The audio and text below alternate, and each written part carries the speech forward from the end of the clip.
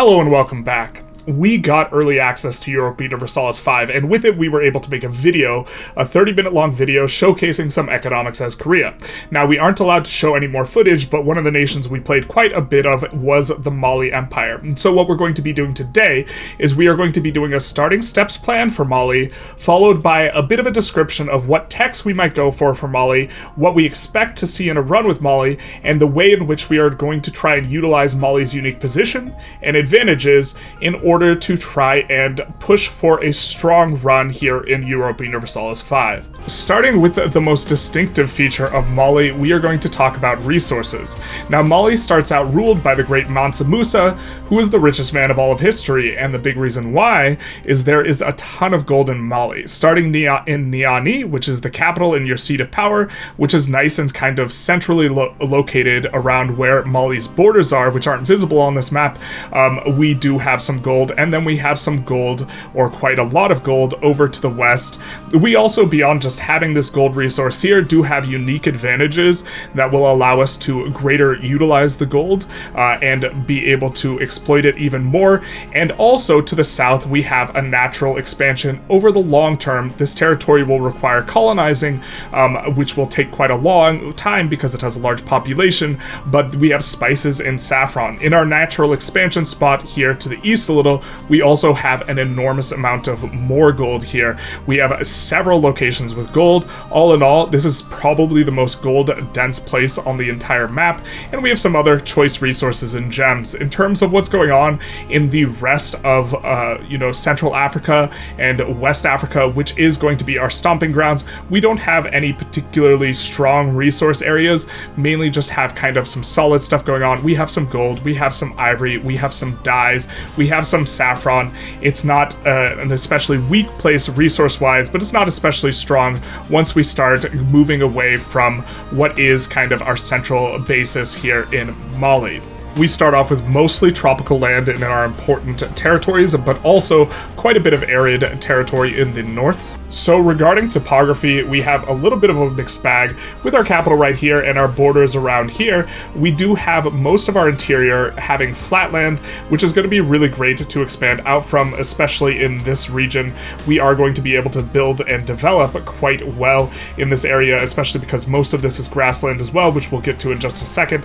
But unfortunately on the coast, we have a ton of wetlands overall. We have the subject we're going to annex, but if we take a look all along the coast for this entire region, there is a lot of wetlands, so getting coastal development is going to be a challenge for us. Which brings us to probably the most important feature of the three, which is going to be vegetation. The capital's right here, just on the border between these grasslands and woods, fortunately on grasslands, and farmland, of course, is the juiciest and most preferable of territory, of which we have 3. I believe we have a city here, and we have 2 farmlands over here, and we have 1 over here, but fortunately our subject has another 4, and we will look to annex them relatively earlier. Coming back here, we kind of have a chance for a little bit of an industrial center, where we have woods, which aren't too bad on the development, right next to the capital, and then also grassland, and in this circle here, we will be able to urbanize quite well, because not only will we be close to the capital for control, Niani is also the market center, so we will also be close there for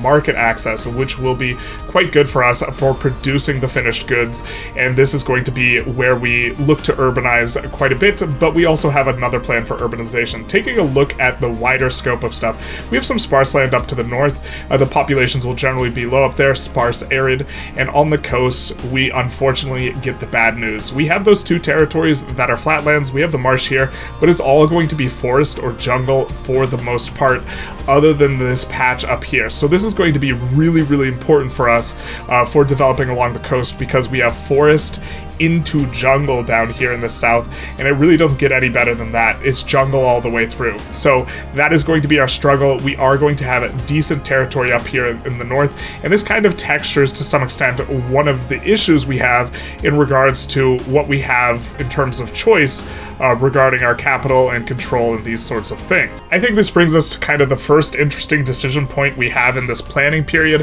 which is where do we want our capital to be long term? Now, it is in Niani right now, but we're going to overall have issues of control, which is going to be traced back to our capital and make our territories useful.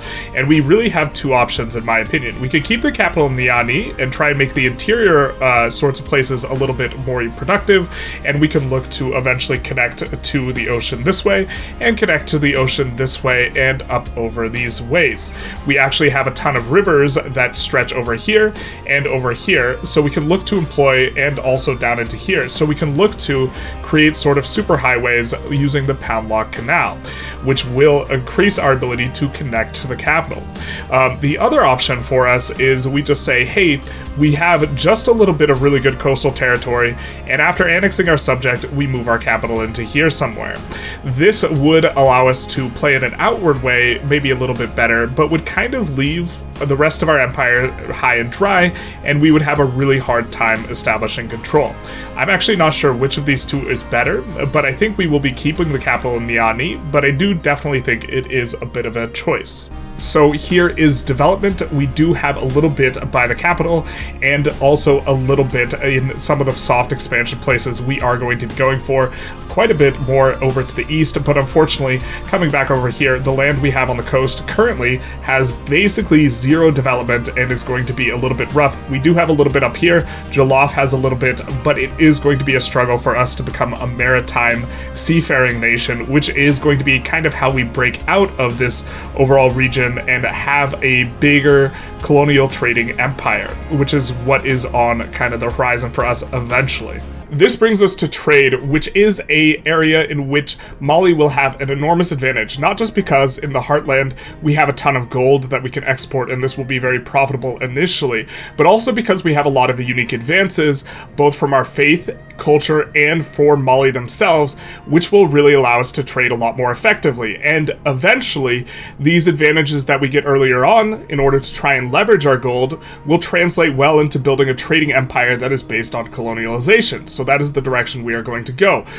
We will get, more overland trade distance and efficacy moving through these corridors from our Muslim faith, I believe, and I believe it is our culture that allows us to unlock the caravanserai, which most countries or most nations will need to build marketplaces, which are going to require a town or a city in order to get one trade capacity, or they will have to build rural marketplaces, which will give 0.25 trade capacity, but can be built anywhere that is still rural. However, for Mali, up in this entire northeast region, they will be able to build caravanserai buildings, which can be built anywhere and will give +1 trade capacity. This means that even though we only start with 4 cities, one here, one around here, and also in the capital, we can still build an enormous amount of marketplaces and really get a very high trade capacity very quickly, so that we can try and export gold as much as possible.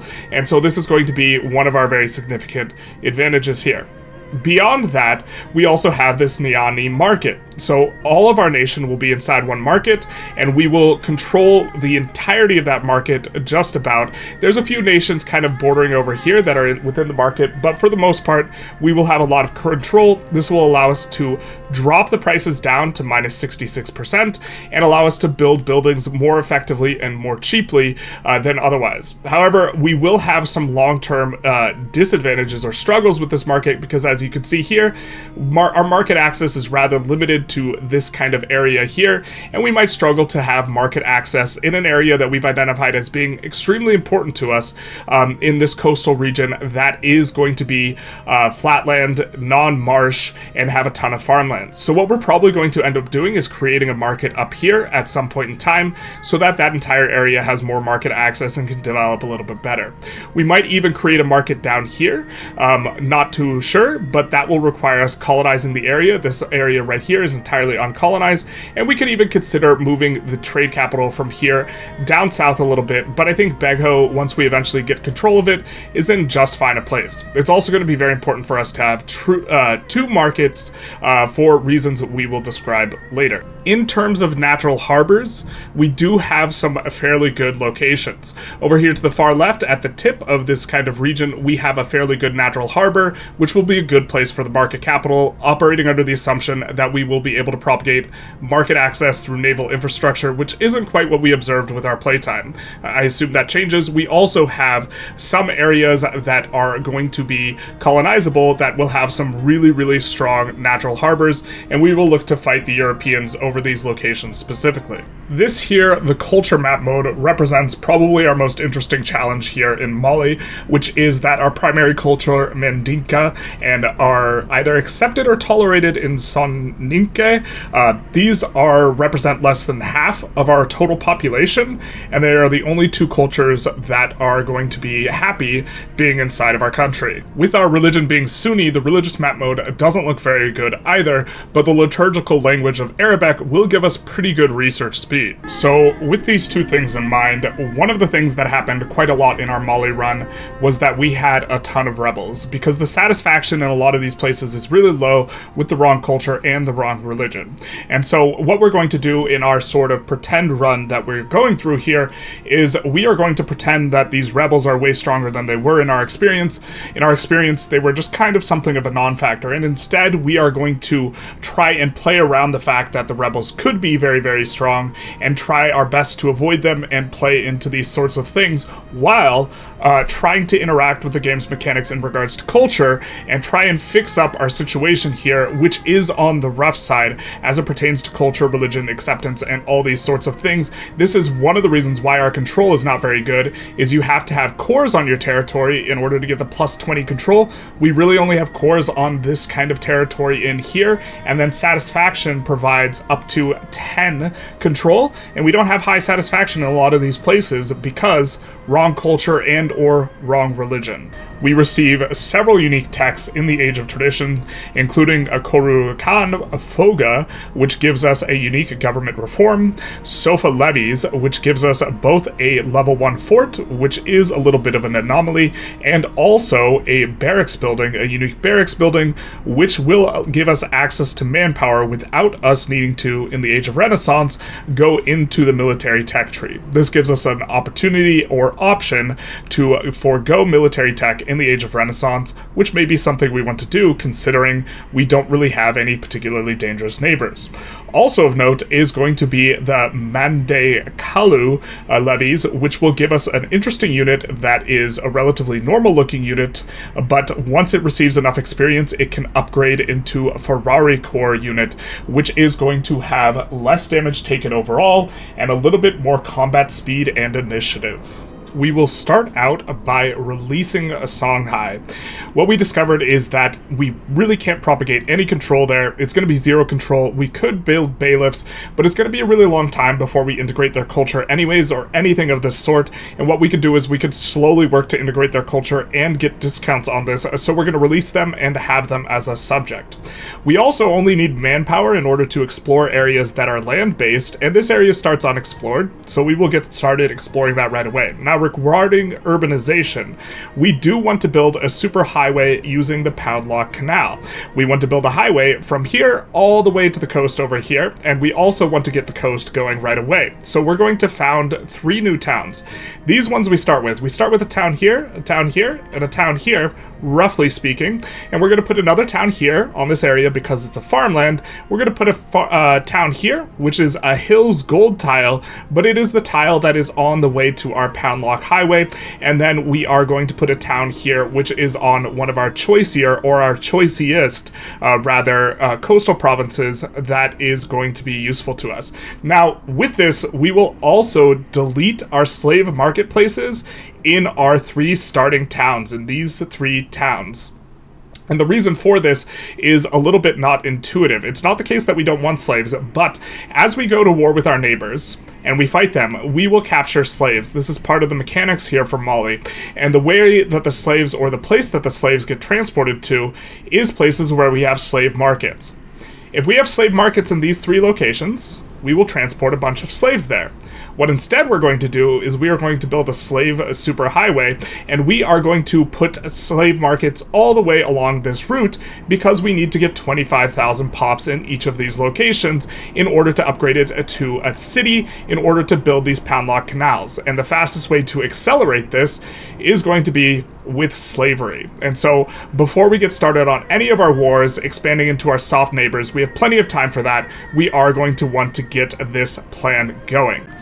Regarding the economics, we can't get too granular without access to the game, but broad strokes, what we are going to be doing is we are going to be expanding the gold as much as we can, and Mali starts with an enormous amount of gold in terms of in its coffers and also on the map, and so we are going to be expanding probably a massive wave of all of the RGOs all over the place, any RGO that has above a base price of 2, so maybe not as much on the grains, but kind of almost everything else. The capital is right here. In regards to the capital, we are going to want to, around the capital, build up masonry so that we can build buildings cheaper, and we are also going to want to build lumber so that we can build RGOs cheaper, but generally speaking, lumber expansion starts off expensive, and you need to expand tools in order to go for that. So we will go for some tool production and some masonry production in the capital, and then look to keep the price of lumber and masonry low as we continue to expand all of our RGOs.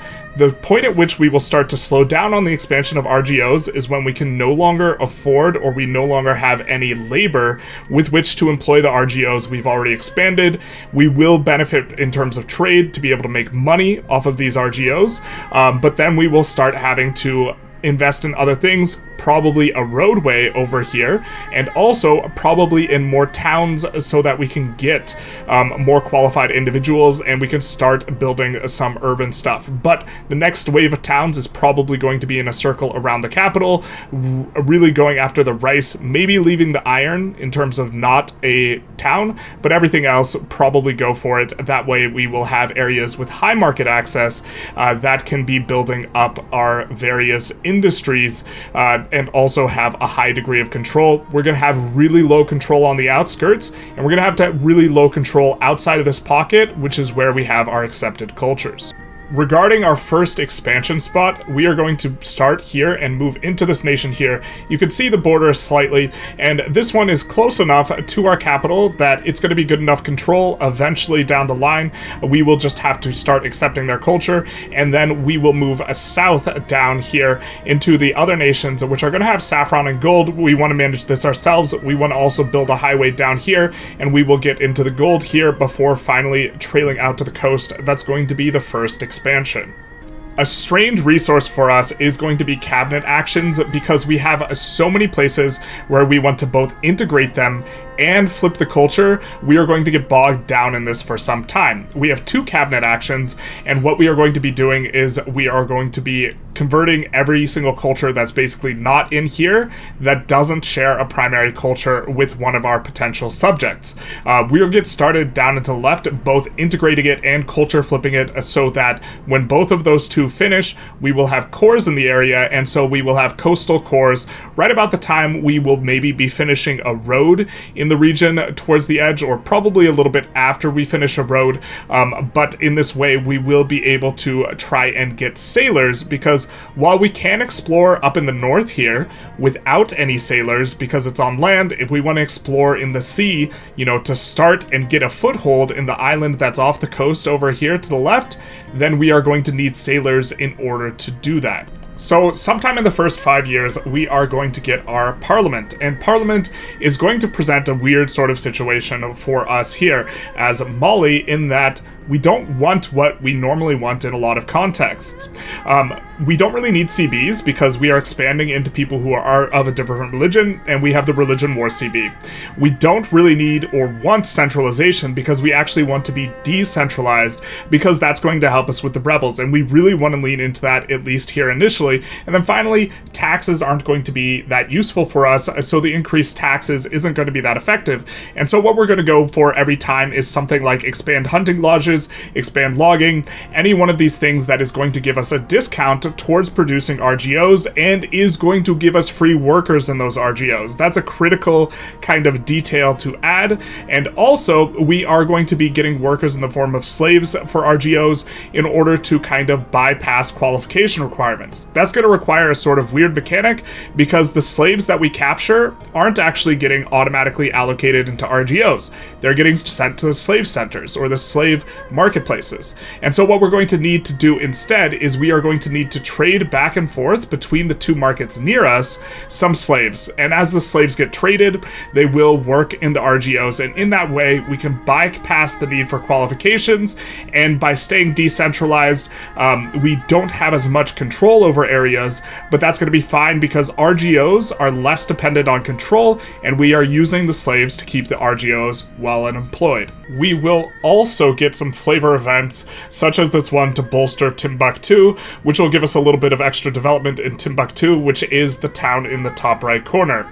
We'll also enter the Age of Renaissance. We are going to choose the administrative tech, or the administrative tech tree, which will add text to our tree. I don't know exactly where they are located on the tree by memory, but we in particular are after a 5% research tech in empiricism, and also one of these that will give a 5% distance cost to capital. During this time, we are expecting to hit a little bit of a speed bump in the areas of both not having enough qualifications for our workers, for them to work all the RGOs, and not having enough trade routes to trade the slaves between the two markets that are in these areas. Incidentally, we should seize control of this market down here after grabbing the market center. That should give us enough trade advantage here, such that we can control the market and be the one first controlling the trades. We're planning on expanding some towns both around the capital. We have a couple more town expands near the capital, but also along this line adding a couple towns. These are going to throttle our ability to get trade without the Caravanserai, and we are going to be able to build markets in these locations. We are going to start a new colony after we finish exploring up here in the north, and we'll also, now that we're starting to ramp up the income, which is a little bit of a throttle for the colonization, it increases as you have more colonies. We'll colonize down here. There's some gems and saffron in here, really resource dense, but this colony will not finish for an extremely long period of time as there's a really high population here. We'll also colonize down here. We partially own this province already, or we will once we conquer the rest of this, because we can't take this in one war. And with the colony down here, there is saffron and gems, which is going to be quite nice for us to be able to unlock to exploit. What's up with this Zenith nonsense? The Empire's facing social issues with so many diverse cultures. Only time will tell what will happen to the fate of Mali. This sounds like a bunch of pessimistic nonsense. So the Black Plague hits, but that's really not that big a deal because with the help of Mansa Musa's really high administrative ability, we should be able to work our way through this without losing too many pops. Mansa Musa dies to the Black Plague. This, of course, is a disaster and triggers as a disaster the decline of Mali, which is going to give us negative stab and also negative legitimacy, but on top of that, it's going to give us negative estate satisfaction. Now, estate satisfaction informs every single pop's satisfaction, so negative 50% estate satisfaction is negative 50% satisfaction across the board, so suddenly we are going to have to deal with a lot of rebels brewing. So in response, we are going to pull both of our cabinet off the previous actions they were doing and instead put them on suppressing the rebels. And also what we are going to be doing is we are going to be giving away some of the land that has cultural minorities to our subjects, including a couple that we had newly gained through expansion here. Other things we've been up to is we have been expanding towns along this way. We have put down a town and a town on the coast and a town on the farmland there. Really looking to push the towns. This allows us to push the marketplaces, push some of the buildings. We finished getting the circle around our capital in terms of towns all around there, so that's going to be good for us, and we will be trying to put down rebels specifically here. We want to integrate this territory relatively quickly. We considered maybe giving Songhai rather, some of this territory down south, because we know we want to integrate Songhai first, but I think it's going to be too far from Songhai Songhai to be able to gain the control, and they will have an easier time, our subjects, handling the rebels from their cultural minorities, which we gifted to them, if we just let them be closer to the capital and this sort of thing. We are going to be going for subjects, just generally speaking here, and so this is what this red line indicates, that everything behind that for us is going to be a subject. Speaking of the plague that took our dear leader, we noticed a little bit of an interesting phenomena. I haven't seen it anywhere in that I can recall in Tinto Talks, but specifically, the climate seemed to inform how much people died to the Black Plague, at least on our experience in our Mali run, where almost all of our deaths and the spread of the plague was in the northern portion in the arid territory, and we experienced basically no spread in the tropical territories when we were actively trying to fight the plague. So this is a little bit of an interesting thing, and it might be the case that people in tropical territories are just generally a little bit safer from the bubonic plague. Alright, let's talk about culture. First of all, you can notice the two over here that we released to our subjects. Those are no longer our problem, until they will be. But second of all here, we do have this is our primary culture here, right? Mandinka, and we have a little bit over here, which is going to be nice, incidentally, because we actually will have decent control in this province by the time we have made roads there. But beyond that, we have so much land that is not our culture, and we are using what's called cultural capacity right now to be accepting Sonike. And the real problem here is that cultural capacity is a limited resource, and we have nowhere near enough to accept all the cultures that we want to accept. Instead, what we're going to need to do is we are going to need to get their culture on friendly terms with our culture so that it reduces the cost of acceptance, or vice versa.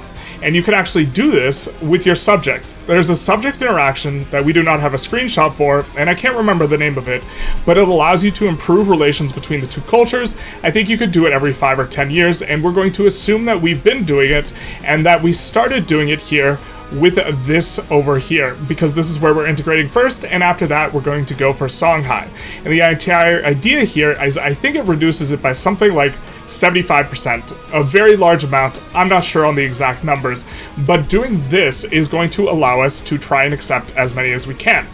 We unfortunately are going to be throttled by a second sort of capacity, and that is going to be our diplomatic capacity, which is going to start kicking in sometime soon, which is that we can only have a limited amount of subjects. And while you can expand really quickly very early as Mali, eventually, somewhere around here, in terms of where you have expanded to, you're going to get gummed up and run out of cultural capacity, or be forced to take on more cultures that you don't accept. We don't want to do either of those things, so we are going to get slowed down until we can either get more cultural capacity or we can get more diplomatic capacity in order to start overcoming these issues. In the meantime, we are going to be trying to improve relations with all of our subjects and going to be trying to get our cultures closer to theirs so that we don't have to invest as many points.